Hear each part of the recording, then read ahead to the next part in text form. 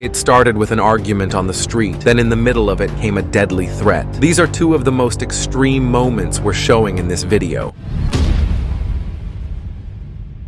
A man ignored a stop sign and suddenly stopped in the middle of the road to confront the biker. He accused the rider of speeding and then pulled out an axe. You're doing 60 miles an hour, you're gonna kill somebody, you dumbass! I just sped up. You are a dumb I sped up Slow because down. you pulled down in front of me. Slow down!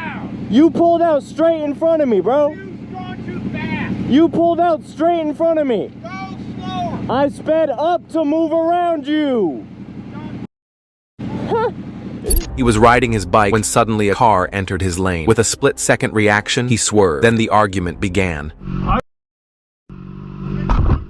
You want to somebody? I saw you! Yeah, well, you're supposed to win. You were supposed to win. Here we go again. Two guys face off in the street. One of them remembers last year when a truck nearly hit him. Tensions are rising. Words are getting sharp and insults start flying. Man backs out right there. Yeah, I'm under control, buddy. Are you the that was last year trying to hit me with your truck? No, it wasn't you?